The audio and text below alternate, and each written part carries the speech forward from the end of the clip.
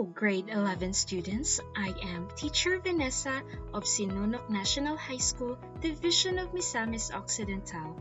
Welcome to a new video lesson.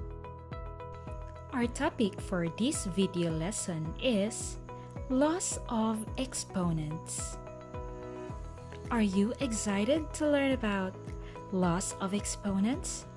Well then, let us start. Let's start from the simplest laws of exponents. Anything raised to power 1 is itself. X to the power of 1 is equal to x. Y to the power of 1 is equal to 1. 5 to the power of 1 is equal to 5. Anything raised to power 1 is itself. Anything raised to power 0 is equal to 1. X to the power of 0 is equal to 1. Y to the power of 0 is equal to 1. 100 to the power of 0 is equal to 1. Anything raised to the power 0 is 1. How about x squared? Remember that exponents refers to repeated multiplication. Therefore, x squared means we need to multiply the base x 2 times, or that's equal to x times x. X cubed, multiply the base x 3 times, x times x times x. How about x to the negative 1, x to the negative 2, x to the negative 3, x to the negative 4. The next law of exponents will answer our question. It says, x to the power of negative n is equal to 1 divided by x to the nth power. Thus, x to the negative 1 is equal to 1 over x. X to the negative 2 is equal to 1 over x squared. X to the negative 3 is equal to 1 over x cubed, and x to the negative 4 is equal to 1 over x to the power of 4. How about if the base is a number, just like 3 to the power negative 1? This is equal to 1/3. 4 to the power of negative 2. This is equal to 1 over 4 squared. 4 squared is equal to 4 times 4, which is 16. So, 1 over 4 squared is equivalent to 1 over 16. Now let's have this problem. Quantity x squared raised to the power 3. Quantity x to the power 5 to the power 7. X to the power negative 2 raised to the 6th power. X to the power of 4 raised to negative 2. This law will be applied. Quantity x to the power of m to the power of n is equal to x raised to the power of the product of exponents m and n. That means we will be able to simplify the problem just by multiplying their exponents. Quantity x squared cubed is equal to x to the power of 2 times 3, which is equal to 6. Second problem has an exponent of 35 from 5 times 7. Quantity x to the power of negative 2 raised to the power 6 is equal to x to the power of negative 12. And then, x to the power of negative 12, according to the previous law of exponents, is just equal to 1 over x to the power of 12. X to the power of 4 raised to the power negative 2 is equal to x to the power of negative 8, which can be simplified as 1 to the power of x over 8. Now how about 2 squared cubed? This is equal to 2 to the power of 6. which means we will multiply the base 2 6 times. 2 times 2 times 2 times 2 times 2 times 2 is equal to 64. Let's try another one. 3 squared raised to the power of negative 2. This is equal to 3 to the power of negative 4, which can be simplified as 1 over 3 to the power of 4. Multiply the base 3 4 times. 3 times 3 times 3 times 3 is equal to 81. Therefore, 1 over 3 to the power of 4 can also be written as 1 over 81. How about this one? The same base but different exponents. X squared times x cubed. X to the power of 5 times x to the power of 7. X to the power of negative 2 times x to the power of 6. Let us introduce another law of exponents. X to the power n times x to the power n is equal to x to the power m plus n. To solve this problem, we need to simply add their exponents. For x squared times x cubed, we need to copy the base and add the exponents. 2 plus 3 is equal to 5. This is equal to x to the power of 5. How about 5 plus 7? Very good, it's 12. So the answer is x to the power of 12.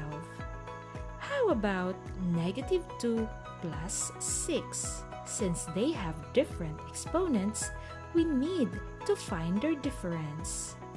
Negative 2 plus 6 is equal to 4. How about this one? 2 squared times 2 cubed. This is equal to 2 to the power of 5. Multiply 2 5 times will give you 32. Another one.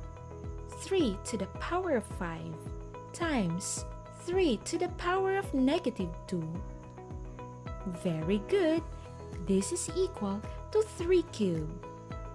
The exponent of 3, because the result of 5 minus 2 is equal to 3. And 3 cubed is equal to 27. How about this? X to the power of 6 divided by x squared. X to the power of 8 divided by x to the power of 5. X to the power 7 divided by x to the power 12. The last law of exponents says x to the power m divided by x to the power n is equal to x raised to the power m minus n.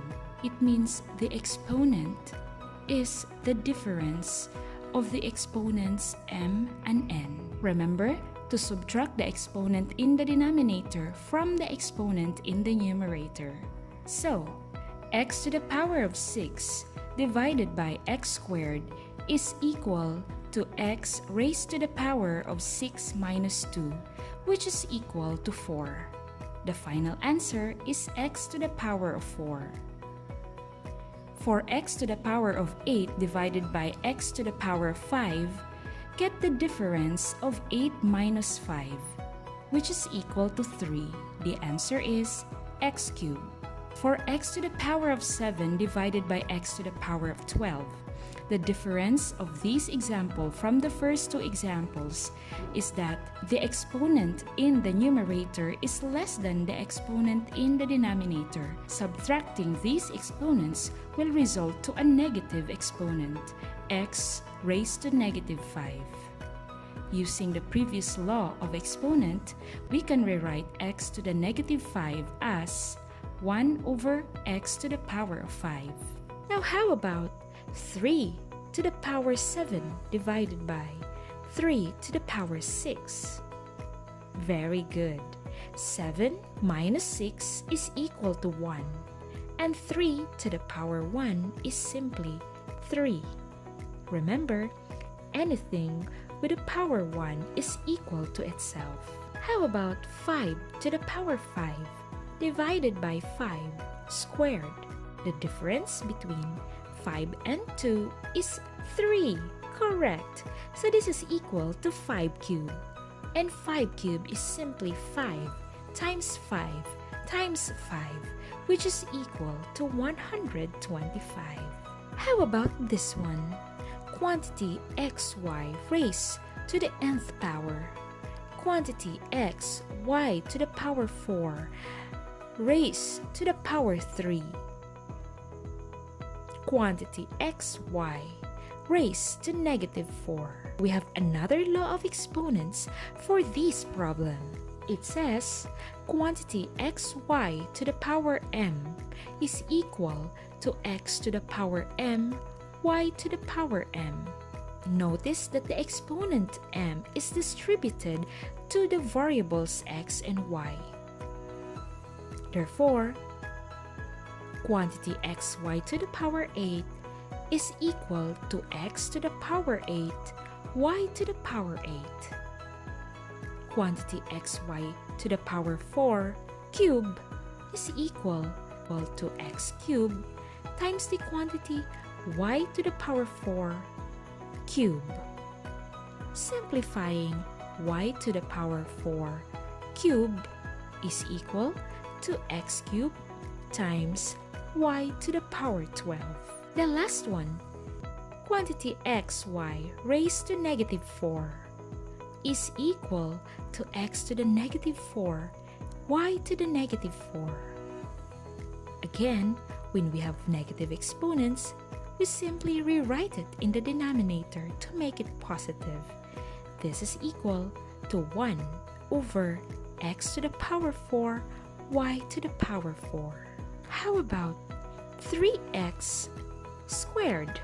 This is equal to 3 squared x squared. Since 3 squared is equal to 9, then that's equal to 9x squared. Quantity 10x squared cube is equal to 10 cubed x to the power of 6. 10 cubed is equal to 10 times 10 times 10, which is equal to 1000. So 10 cubed x6 is equal to 1000 x to the power of 6. Let us proceed to the last law of exponent. This is applied when the problem looks like this. Quantity x over y cube. Quantity 3 over y squared. The last law of exponent says that quantity x over y to the power n is equal to x to the power n over y to the power n. Like the previous law, we need to distribute the exponent n outside the grouping symbol. This time, we need to distribute n to the numerator and to the denominator. So, the first problem is equal to x cubed over y cubed. The second problem is equal to 3 squared over y squared. Simplifying 3 squared, which is 3 times 3, this is equal to 9 over y squared. How about quantity 2 over 5 to the power 4? Very good. This is equal to 2 to the power 4 over 5 to the power 4. Simplifying 2 to the power 4, or simply multiply the base 2 4 times, it's equal to 16, while multiplying 5 4 times will give you a 625. That's it, students. Those are the laws of exponents. Let's have a short review. Anything raised to the power 1 is itself. Anything raised to power 0 is equal to 1. If you have a negative exponent, you can rewrite it and put it in the denominator to make it positive. If you have one base with two exponents, simply multiply the exponents. If you have two bases with different exponents, simply get the sum of the exponents. If you have a division problem with the same base but different exponents, simply get the difference of the exponents. If you have many bases with one exponents, distribute the exponents to the terms in the base. If you have a numerator and a denominator with one exponent, simply distribute the exponents in the numerator and in the denominator. Students, do not forget to simplify your final answer. Good luck on your math class! You are amazing! Get your math notebook now and practice solving. So there you have our lesson for today. I hope you enjoyed watching the video and learned as well. Have a nice day. Goodbye!